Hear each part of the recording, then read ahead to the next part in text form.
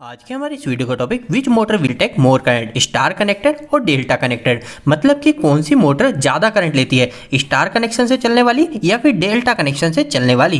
दोस्तों आज का यह टॉपिक इलेक्ट्रिकल से जुड़े हुए सभी लोगों के लिए काफी ज्यादा इंपॉर्टेंट है, क्योंकि इस तरीके के सवाल आपसे कई बार इंटरव्यू के अंदर भी पूछ लिए जाते हैं। तो अब आखिर इंटरव्यू में इसका क्या जवाब देना है वो भी आपको इस वीडियो से पता चल जाएगा। तो वीडियो को स्टार्ट कर लेते हैं। दोस्तों वीडियो के स्टार्टिंग में ही सबसे पहली चीज तो आपको एक बात यह क्लियर होनी चाहिए कि आखिर स्टार कनेक्शन क्या होता है और डेल्टा कनेक्शन क्या होता है। और वैसे इसको समझना भी काफी ज्यादा आसान है। अगर आपके सामने कभी भी स्टार कनेक्शन या फिर डेल्टा कनेक्शन इनमें से किसी की भी बात है तो आपको डायरेक्ट समझ जाना है कि वहां पे हम 3 फेज सिस्टम की बात कर रहे हैं, मतलब कि हमारी R Y B 3 phase supply की बात कर रहे हैं। अब आखिर 3 फेज सिस्टम में स्टार कनेक्शन और डेल्टा कनेक्शन में क्या डिफरेंस है, तो ये भी काफी ज्यादा सिंपल है। अगर आप किसी भी 3 फेज मशीन को देखोगे, जैसे कि अगर आप किसी मोटर को देखते हो या फिर आप किसी ट्रांसफार्मर को देखते हो या फिर आप किसी जनरेटर को देखते हो, ये सभी जो चीजें है ना दोस्तों, इन सभी के अंदर आपको 3 वाइंडिंग तो जरूर देखने को मिलेगी। अब दोस्तों यह जो हमारे उपकरण के अंदर 3 वाइंडिंग करी हुई है, चाहे वो मोटर हो या ट्रांसफार्मर हो, तो उस वाइंडिंग को हम किस तरीके से जोड़ के सप्लाई दे रहे हैं, हमारे आरवाईबी वोल्टेज दे रहे हैं,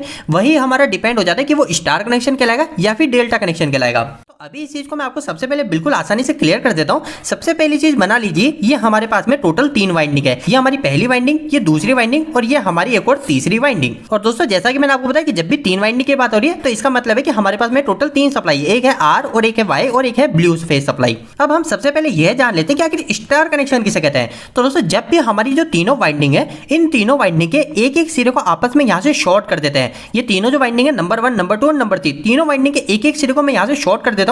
चाहे मैं इधर के पॉइंट को करूं या इधर के पॉइंट को शॉर्ट करूं, दोनों में से किसी भी पॉइंट को आकर शॉर्ट कर देता हूं। और बाकी बचे जो तीनों पॉइंट है, इसमें एक में आर सप्लाई, इसमें वाई सप्लाई और एक में बी सप्लाई, ये तीनों दे देता हूं। तो यह जो कनेक्शन कहलाता है, यह कनेक्शन हमारा स्टार कनेक्शन कहलाता है। और इसका स्टार नाम भी इसी वजह से किया गया है क्योंकि हमारी जो 3 फेज वाइंडिंग है वो कुछ इस तरीके से हमारे कनेक्ट होकर दिखाई जाती है। जैसे कि मान लीजिए ये हो गई पहली वाइंडिंग, ये हो गई दूसरी और ये हो गई तीसरी वाइंडिंग। तो ये तीनों वाइंडिंग है, तीनों वाइंडिंग का एक एक सिरा हमने शॉर्ट कर दिया और इधर दे दिया आर फेज, इधर दे दिया वाई फेज और इधर दे दिया ब्लू फेज। तो अब आप इस चित्र को भी देख सकते हैं, यह जो दिखने में लग रहा है ये हमारा स्टार जैसा दिख रहा है, एक ऊपर एक इधर साइड में और एक इधर साइड में। तो इसी चीज को ध्यान में रखते हुए इस कनेक्शन को स्टार कनेक्शन के नाम से जाना जाता है। अब सेकंड बात आ जाती है कि आखिर डेल्टा कनेक्शन क्या होता है। फिर उसके बाद में हम जानेंगे कि हमारी मोटर स्टार में ज्यादा करंट लेती है या फिर डेल्टा में ज्यादा करंट लेती है। अब दोस्तों डेल्टा कनेक्शन की जब बात आती है तो वापस हमारे पास में सबसे पहली चीज तो वही होंगी, हमारे पास में टोटल 3 वाइंडिंग होगी, चाहे स्टार की बात करें चाहे हम डेल्टा की बात करें। और इसी के साथ में हमारे पास में टोटल 3 फेज सप्लाई होगी, आर वाई भी तीनों हमारे पास में आ गई है। अब दोस्तों आखिर में डेल्टा कनेक्शन किसे कहा जाता है, तो डेल्टा कनेक्शन उसे कहा जाता है जब हम एक वाइंडिंग को, जैसे हमारी पहली वाइंडिंग है,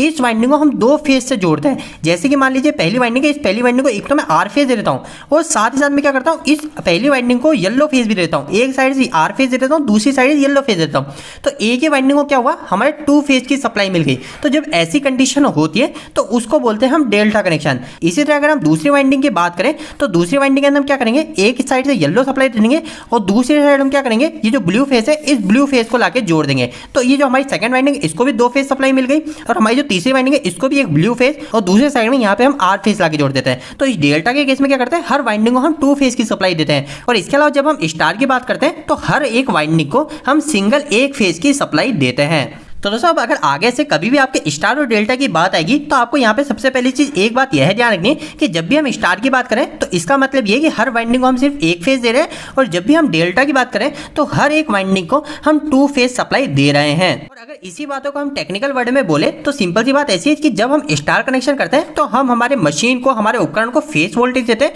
और जब हम डेल्टा की बात करें तब हम हमारी मोटर को लाइन वोल्टेज देते हैं। अब आखिर ये लाइन वोल्टेज और फेज वोल्टेज क्या है, तो ये काफी ज्यादा सिंपल है। अगर मैं एक फेज और एक न्यूट्रल के बीच में वोल्टेज मेजर करता हूं तो वह कहलाता है हमारा फेज वोल्टेज, और अगर मैं 2 फेज के बीच में वोल्टेज को मेजर करता हूं तो वह कहलाता है हमारा लाइन वोल्टेज। और सेम इसी बात को ही अभी हमने यहां पे देखा था, हमारा जो स्टार कनेक्शन है, स्टार कनेक्शन के अंदर हम फेज वोल्टेज दे रहे हैं, मतलब कि हर एक वाइंडिंग को सिर्फ एक फेज ही दे रहे हैं। और जबकि अगर हम डेल्टा कनेक्शन की बात करें तो यहां पे हम लाइन वोल्टेज दे रहे हैं। लाइन वोल्टेज का मतलब हमारी एक वाइंडिंग को 2 अलग अलग फेज दे रहे हैं। तो दोस्तों अभी तक हमने यह समझ लिया कि स्टार कनेक्शन क्या होता है और डेल्टा कनेक्शन क्या होता है। अब हम नेक्स्ट यह जान लेते हैं कि हमारी मोटर कौन सी कंडीशन में ज्यादा करंट लेती है, स्टार कनेक्शन में या फिर डेल्टा कनेक्शन में। तो दोस्तों इस सवाल का जवाब काफी ज्यादा सिंपल सा है। हमारी जो मोटर है वो मोटर हमारे डेल्टा कनेक्शन में ज्यादा करंट लेती है। अब दोस्तों आखिर हमारी मोटर डेल्टा कनेक्शन में ज्यादा करंट क्यों ले रही है और कितना ले रही है वो भी हम आसानी से 1 मिनट में जान लेते हैं। तो इसको समझने के लिए हम एक सिंपल सा एग्जांपल लेते हैं। हम मान लेते हैं कि हमारे पास में एक 5 किलोवाट की 3 फेज की मोटर है।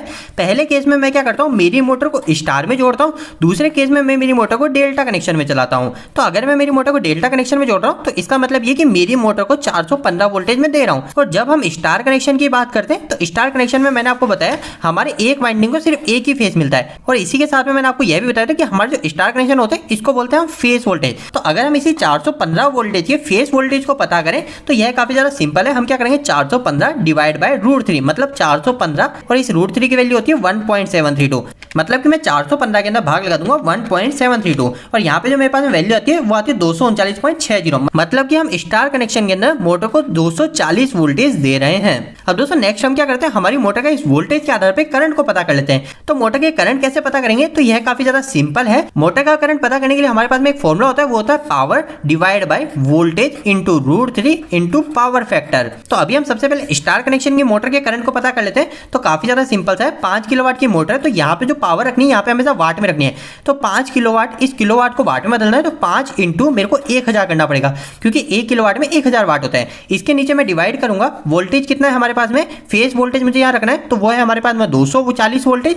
इसके साथ में √3 करूंगा मतलब 1.732 करूंगा और पावर फैक्टर क्या है वो है 0.8। और सेम इसी तरह मैं डेल्टा के अंदर भी हमारी वैल्यू को पुट कर लेता हूं। तो सबसे पहले ऊपर 5 इंटू 1000 मतलब कि हो गया हमारे 5000 वाट रखे।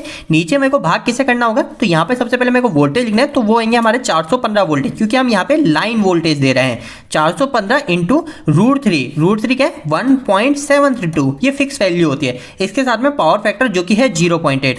अब दोस्तों इसके बाद में मैं क्या करता हूँ, नीचे वाली संख्या को टोटल मल्टीप्लाई कर लेता हूँ जो कि है 240 मल्टीप्लाई बाय 1.732 इंटू 0.8।